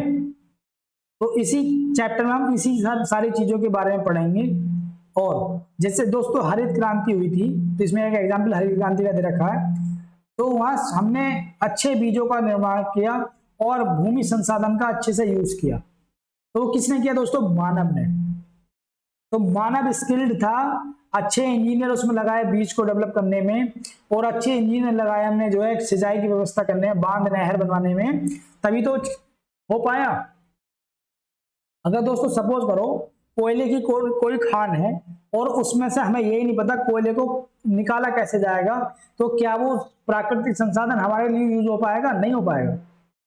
तो इसलिए दोस्तों मानव पूंजी का बहुत बड़ा रोल है किसी भी देश की अर्थव्यवस्था। तो संसाधन के रूप में हम लोगों के बारे में चर्चा करेंगे। थोड़ा सा बढ़ते हैं आगे और आपके समझ में आया होगा। तो इसमें ये दिया हुआ है दोस्तों कि जनसंख्या भी एक संसाधन है, जो मानव है वो भी एक संसाधन है, और विशाल जनसंख्या का सकारात्मक पहलू यह है कि उस वक्त अनदेखा कर देता है कि जब हम इसके नकारात्मक पहलू को देखते हैं। जैसे आपका जो स्वास्थ्य है, जो शिक्षा है, इन सारी चीजों पे दोस्तों अगर सही से खर्च किया जाए तो मानव पूंजी का निर्माण हो सकता है। अगर इन पे हमने अच्छे से खर्च किया तो मानव, मतलब आपने पढ़ा होगा एक सिस्टम है कि जो बच्चे का जो माइंड होता है दोस्तों वो कोरा कागज होता है। बच्चे का जो माइंड होता है कोरा कागज, जैसे आप उस पर लिखना चाहते हो वैसे लिख दो। तो ऐसे शुरू में दोस्तों मानव क्या होता है? संसाधन होता है। जैसा आप उसे स्किल देना चाहते हो मानव वैसा बन जाता है, और मानव जब संसाधन बन जाता है मानव पूंजी बन जाता है, संसाधन से मानव पूंजी बन जाता है, तो दोस्तों वो देश की अर्थव्यवस्था में भागीदारी करता है। देश की जो उत्पादक क्षमता है उसमें वो भागीदारी करता है। तो इसमें देखो ये बच्ची पूछ रही है कि मानव क्या है, मानव संसाधन क्या है, भूमि या श्रम से भी अधिक है? तो दोस्तों हाँ, बिल्कुल अधिक है, क्योंकि मानव के द्वारा ही हम भूमि का अच्छे से यूज कर सकते हैं, और मानव अगर अच्छे से मानव पूंजी बन चुका है तो हम उसका बेहतर तरीके से जो है श्रम में भी यूज कर सकते हैं।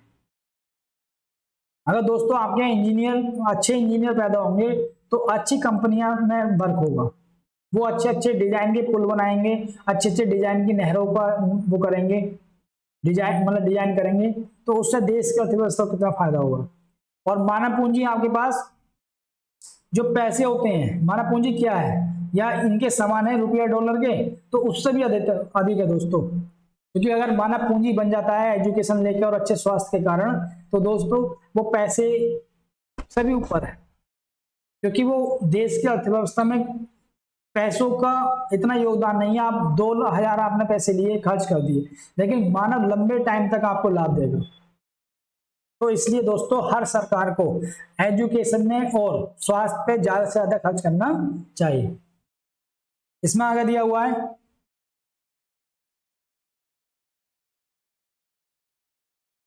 कि मानव पूंजी में निवेश कहाँ? शिक्षा में, कौशल में, प्रशिक्षण में आपके पास, और दोस्तों और आपके पास स्वास्थ्य सेवा के द्वारा हम निवेश कर सकते हैं मानव में, तभी जो भौतिक पूंजी की बात ही प्रतिफल प्रदान करता है। अगर आपके पास मानव पूंजी में, शिक्षा में, स्वास्थ्य में, इनमें निवेश कर दिया जाए दोस्तों, तभी वो जैसे भौतिक पूंजी हमें प्रतिफल देती है वैसे ही मानव भी देगा।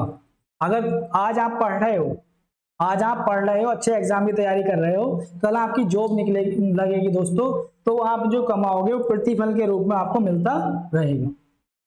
तो इसलिए कहा जाता है दोस्तों कि अगर आपने एजुकेशन पर खर्च किया है, आप अपने पेरेंट्स को भी समझा सकते हो, आप खुद भी समझ सकते हो, अगर आपने एजुकेशन पर खर्च किया है तो वो बुरा ही नहीं है, उसमें वो आपको रिटर्न मिलेगा ही। तो इसलिए कहा जाता है कि अगर एजुकेशन पर, स्वास्थ्य पर अपने आपने खर्च किया है तो वो आपको रिटर्न मिलने वाला है, वो बेकार नहीं है। ये भी एक प्रकार का निवेश है। जैसा आप कंपनी को इस्टेब्लिश करने के लिए निवेश करते हो, कंपनी को, यूनिट को लगाने के लिए निवेश करते हो दोस्तों, ऐसे ही अपने बच्चों पे एजुकेशन के लिए अगर आप निवेश करते हो तो कोई बुराई नहीं है। आप अपने पेरेंट्स को समझा सकते हो कि आप अगर आज हम पे निवेश कर रहे हो, आप मोबाइल में डेटा पढ़वा रहे हो नेट का, या किताबें खरीद कर ला रहे हो दोस्तों, ये निवेश है, ये कल आपको मिलना ही है जब आपकी जॉब लग जाएगी, ठीक है। तो इसलिए जो है आप मानव पूंजी बन जाओगे। तो मानव पूंजी आया समझने की शिक्षा, स्वास्थ्य, इनके माध्यम से जो है मानव का जब डेवलपमेंट होता है, मानव संसाधन मानव पूंजी बन सकता है। डेफिनेशन शुरू में लिखी हुई, ठीक है। आगे बढ़ेंगे। अब देखो यही मानव पूंजी है, कोई मतलब डॉक्टरी की पढ़ाई करके डॉक्टर बना है तो ये मानव पूंजी है, ये हो चुका है, इनका जो है मानव पूंजी बन चुके हैं। अब ये क्या हो रहा है, रिटर्न मिल रहा है।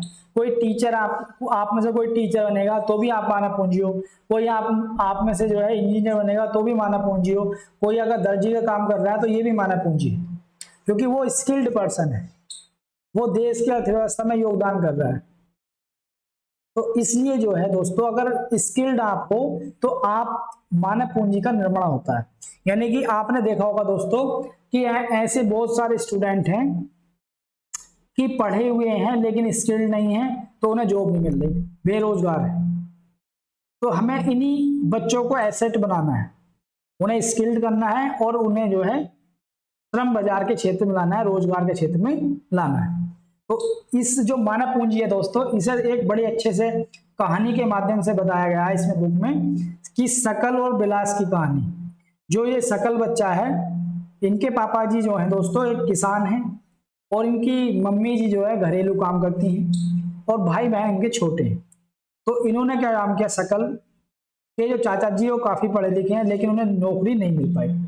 तो आप इसे पढ़ोगे खुद, मैं आपको मौखिक बता रहा हूँ। तो शकल के पापा जी ने काम किया है, अपने बच्चे पे इन्वेस्ट करना चाहा शिक्षा में। शकल को आगे पढ़ाने के लिए उन्होंने राजी किया, और शकल ने जो है कंप्यूटर में कोई व्यवसायिक कोर्स कर लिया। पढ़ने में होशियार थे तो कंप्यूटर में व्यावसायिक कोर्स कर लिया, और भले ही उन्होंने कर्ज लेके इस कोर्स को करवाया, पढ़ाया, अपने बच्चे पे इन्वेस्ट किया, और उसके बाद सकल जो है कंपनी में जो है इंजीनियर हो जाते हैं, ठीक है नहीं। अब कंपनी में इंजीनियर हो जाते हैं और वापसी में वो डिजाइनिंग सॉफ्टवेयर में डिजाइनिंग करते हैं किसी सॉफ्टवेयर को, और सॉफ्टवेयर से उस फर्म को जो है काफी फायदा होता है, जिससे उनका भी प्रमोशन होता है और उनकी जो सैलरी है वो भी बढ़त होती है, ठीक है।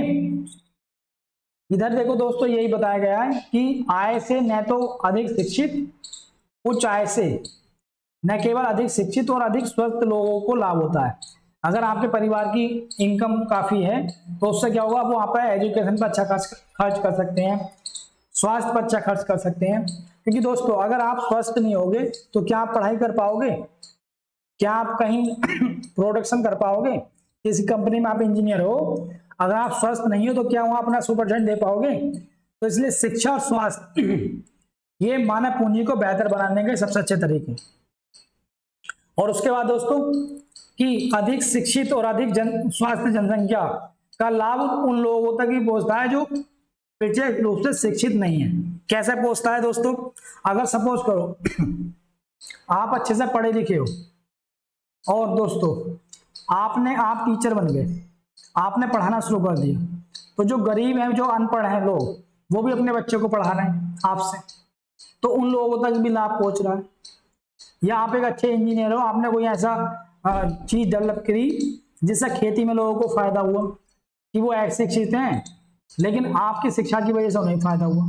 तो जो शिक्षित लोग होते हैं, जो मानव संसाधन से मानव पूंजी बन चुके होते हैं दोस्तों, उसका जो है सभी लोगों को लाभ मिलता है। इसलिए इसे भौतिक पूंजी से श्रेष्ठ कहा गया है, क्योंकि भौतिक पूंजी का लाभ उसी व्यक्ति को मिलता है जिसके पास वो होती है, लेकिन मानव पूंजी अगर बन जाती है तो उसका लाभ सभी लोगों को होता है।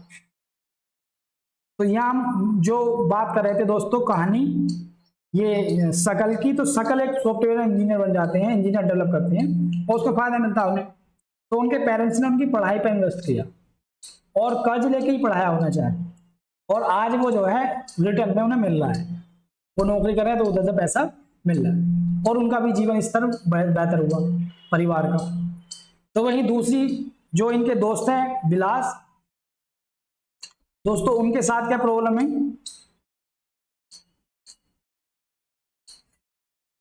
उनके साथ ये प्रॉब्लम है। विलास की कहानी को अगर हम देखें, देखो फोटो है, ये कितना अच्छा है, ये शो कर देता है, ये सारी चीज को शो कर देता है दोस्तों।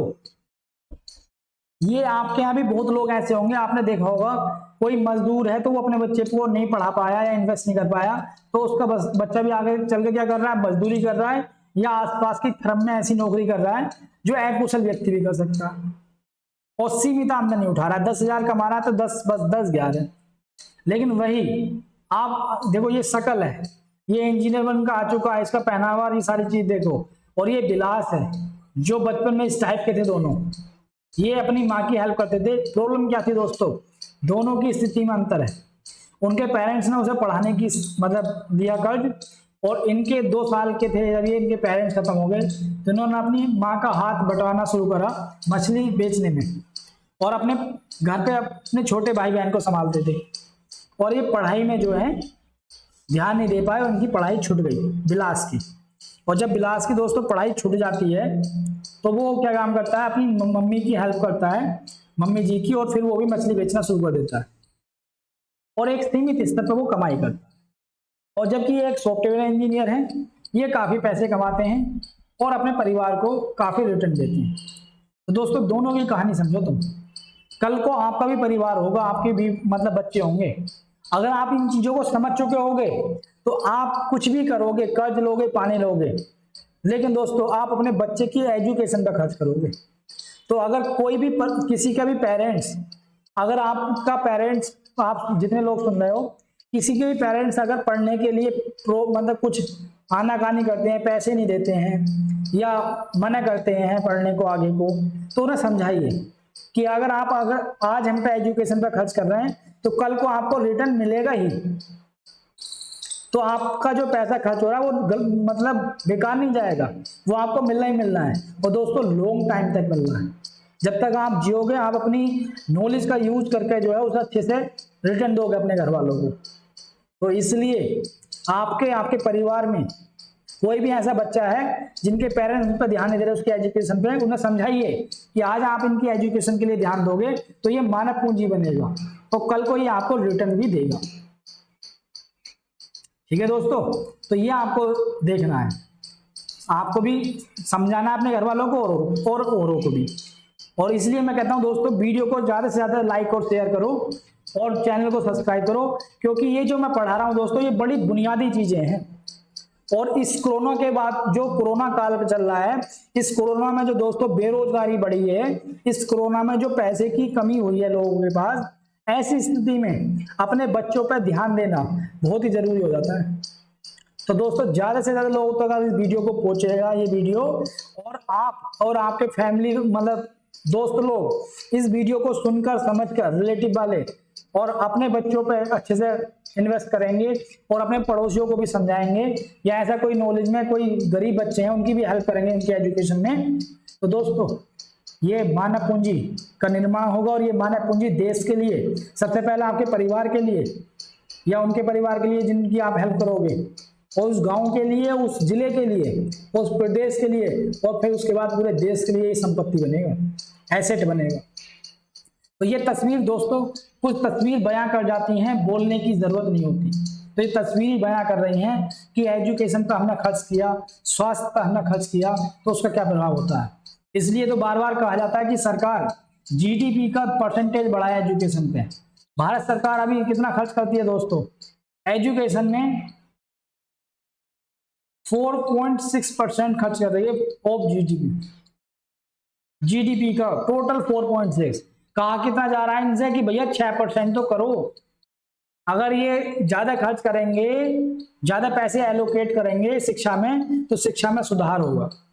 अभी दोस्तों शिक्षा में बेरोजगार, पढ़े लिखे, मतलब इस टाइप की सिचुएशन है, पढ़े लिखे अनपढ़ जैसे, यानी कि डिग्री कॉलेज और इतने कॉलेज खुल गए दोस्तों, फ्री में डिग्री बांटी गई है। उससे क्या हुआ, उससे नुकसान ये हुआ कि जो बाजार है, मार्केट है, श्रम बाजार जो दोस्तों, श्रम बाजार में ज्यादा से ज्यादा लोग आए। मान लो बीए करके 2 लाख, 5 लाख, 6 लाख, जितने भी लोग हैं कि बीए कर रहा है उन्होंने या कुछ डिप्लोमा करा, तो 4, 5 लाख, 6 लाख लोग आ रहे हैं श्रम बाजार में। लेकिन दोस्तों उनके पास स्किल नहीं है, और जब उनके पास स्किल नहीं है तो उन्हें नौकरी नहीं मिल रही, और जब नौकरी नहीं मिल रही तो दोस्तों उनके मन में निराशा छाई हुई है कि ऐसी पढ़ाई से क्या फायदा जब नौकरी नहीं है। लेकिन कंपनियों को किन लोगों की जरूरत है, जो स्किल्ड है। तो कंपनियों को स्किल, देखो दोनों कैसी बात विचित्र बातें हैं। एक साइड हमारे पास इतना श्रम बल तैयार है, दूसरी साइड कंपनियों को दोस्तों स्किल वर्कर नहीं मिल रहे। यानी कि जो बाजार की डिमांड है उसके हिसाब से हमने अपनी जनसंख्या को तैयार ही नहीं किया। हमने तो केवल इंस्टीट्यूशन खड़े कर दिए और रेवड़ी की तरह उन्हें जो है डिग्री बांट दी, स्किल्ड वो हमें दे नहीं पाए। अब दोस्तों ये इतना भारी भरकम मतलब लोग आ गए, पढ़ ली, मतलब पॉलिटेक्निक कर लिए, नॉलेज बिल्कुल नहीं है, मान्यता दी हुई है इंस्टीट्यूशन को, मत जाओ स्कूल और आराम से पढ़ाई चल रही है।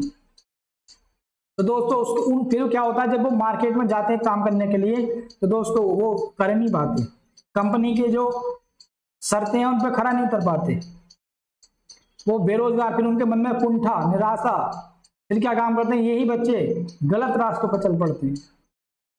तो जो भारत की संपत्ति मानव पूंजी बनने वाला था दोस्तों, वही आज जो है निराशा के माहौल में जी रहा है, कुंठा के माहौल में जी रहा है, भय के माहौल में जी रहा है। और इससे बाहर आने का एक ही तरीका है, हम अपने बच्चों को अच्छी शिक्षा दें और उन्हें स्किल्ड, कंप्यूटर नहीं आता कंप्यूटर सिखाओ दोस्तों। आजकल गाँव में, किसी गाँव में कंप्यूटर सेंटर नहीं, बहुत गाँव ऐसे कंप्यूटर सेंटर ही नहीं है। अगर दोस्तों तुम्हारे यहाँ का प्रधान अच्छा है, शिक्षित है, अगर गाँव के अंदर कंप्यूटर सेंटर खुल जाए तो बच्चे अच्छी कंप्यूटर की शिक्षा लेंगे, स्किल्ड हो जाएंगे, कहीं भी जॉब कर ले। तो हमें मानव पूंजी को बेस्ट बनाना, तो उसके लिए सभी को प्रयास करना है, आपको भी और हमको भी। तो आपने अच्छे से सीखा होगा कि एजुकेशन में अगर खर्च हो रहा है तो जैसे हमें रिटर्न मिलेगा। स्वास्थ्य हम खर्च कर रहे हैं, हम स्वास्थ्य रहेंगे तभी तो अच्छा पढ़ेंगे, तभी आगे बढ़ेंगे। और दोस्तों भारत सरकार जो है जीडी मतलब हेल्थ पे कितना खर्च कर रही है? हेल्थ पे लगभग 1.15% ऑफ जीडीपी। आपको देख के भी हैरानी होगी, केवल 1%, मतलब 1.25%, बिल्कुल 1% ही। तो यहाँ तो 6% की मांग चल रही है दोस्तों, यहाँ मांग चल रही है 2.5% की। इतना तो खर्च करो। अगर आज स्वास्थ्य सेवा पर खर्च किया जाता दोस्तों, तो हमारे अस्पतालों में इस समय कोरोना के टाइम पे ये इतनी भगदड़ ना मची होती, इतनी स्थिति जो है भयावह ना होती, इतना मौतों का अंबार ना लगता अगर एजुकेशन पर खर्च, सॉरी, स्वास्थ्य पर खर्च अच्छे से कर दिया जाता, इंफ्रास्ट्रक्चर को अच्छे से डेवलप कर दिया जाता और प्रशिक्षित युवा तैयार कर लिए जाते मतलब हेल्थ के क्षेत्र में, तो आज ये स्थिति ना आती। तो हमें समझना होगा दोस्तों, इन्वेस्टमेंट अगर आप शिक्षा पर कर रहे हो, स्वास्थ्य पर कर रहे हो, तो कोई बुराई नहीं है, ये आपको रिटर्न मिलने ही वाला है। आपको भी समझना है, अपने पेरेंट्स को भी समझाना है, रिलेटिव को भी समझाना है और आगे बढ़ना है। तो इसलिए मैंने आपसे कहा कि एक बार एनसीईआरटी पढ़ लोगे आप अच्छे से दोस्तों, आपके दिमाग के ताले खुल जाएंगे, आपको पता चल जाएगा कैसे कैसे चीजें डेवलप होती हैं, कैसे चीजें एक दूसरे से जुड़ी हुई है। नॉलेज आपके अंदर आ जाएगी सारी चीजों को कोरिलेट करने की, ठीक है।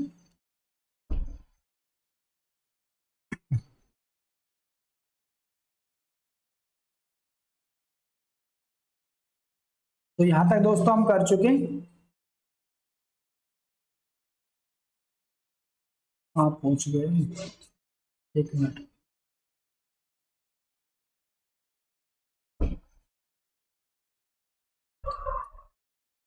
अच्छा, तो ये विलास की कहानी हो गई थी दोस्तों, पुरुषों और महिला के आर्थिक, ये भी चलो पढ़ लेना, इसमें तो पढ़ने की बात है बस।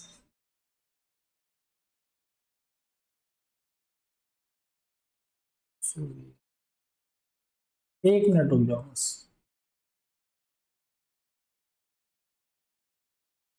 हाँ, ये कहानी हो गई थी आपके पास, ठीक है नहीं, बिलास की, कि सकल जो है एजुकेशन पे खर्च किया गया, तो एक इंजीनियर बना, वो बिलास जो है वो नहीं कर पाए, तो मछली बेचते रह गए, ठीक है नहीं, उनका मानव पूंजी नहीं बन पाए। स्थितियां अलग थी दोनों की, पारिवारिक स्थिति अलग थी, उनके पापा के एक्सपायर हो गए थे, उनके पापा जी थे, लेकिन उनके पापा ने उन्हें पढ़ाने की आगे सोची, ठीक है। तो स्थितियां अलग थी, पारिवारिक स्थितियां भी होती हैं, लेकिन हमें संघर्ष करना, हमें हार नहीं माननी। तो दोस्तों ये आज फिर यहाँ तक आपकी क्लास को रखते हैं, और आगे जो है यहाँ से आगे हम करेंगे, और कोशिश करेंगे थोड़ा जल्दी करने की, लेकिन समझाना पड़ता है। तो आप डेडिकेटेड होकर पढ़िए अच्छे से, और जो समझ में ना आए कमेंट करते रहिए कमेंट बॉक्स में, कल हम यहाँ से पढ़ेंगे अब। और कमेंट बॉक्स में जो है यहाँ से पढ़ना है कल, और कमेंट बॉक्स में जो भी आप पे नहीं आता वो कमेंट कीजिए। और वीडियो ये आपको कैसी लग रही है सीरीज, ये भी बताइए, आप अच्छी लग रही है तो कमेंट कीजिए दोस्तों, क्योंकि आपके कमेंट ही आप हम हमें कैसा पढ़ाना है उस चीज को निर्धारित करते हैं। तो अगर आपको अच्छे से समझ में आया तो अच्छे से आप कमेंट कीजिए, और ज़्यादा से ज़्यादा वीडियो को लाइक कीजिए, शेयर कीजिए, और जो फर्स्ट टाइम व्यूवर्स आए हैं तो चैनल को सब्सक्राइब कीजिए और अच्छे से समझिए। अगर ये आप एक बार सीरीज दोस्तों, आपको देखो फिर वही आती है कि शिक्षा पे इन्वेस्टमेंट, अगर आपका ये 1 घंटा 1.5 घंटा अगर इन्वेस्ट होता है तो दोस्तों ये आपको कितना बड़ा रिटर्न देगा आप भी नहीं जान सकते। अगर आपका जीएस फाउंडेशन बन जाएगा तो आपके एग्जाम को क्वालिफाई करा देगा, और आप एक मानव पूंजी बन जाओगे, और जिससे तुम्हारे परिवार को भी रिटर्न मिलेगा, आपको आपका भी जीवन अच्छा होगा। ये 1 घंटा आपके लिए कितना बेहतर कर सकता है। तो इसलिए दोस्तों डेडिकेटेड होकर पढ़ो अच्छे से और आगे बढ़ो, और वीडियो को लाइक करो, ज्यादा से ज्यादा शेयर करो, चैनल को सब्सक्राइब करो, और फिर मिलते हैं कल सेम टाइम, ठीक है।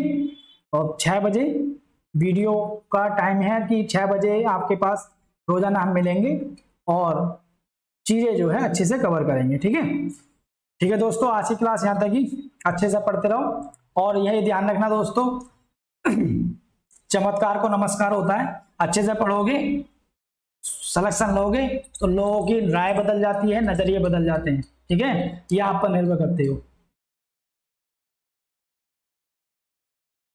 ठीक है दोस्तों, आज की क्लास यहाँ तक ही। जय हिंद दोस्तों।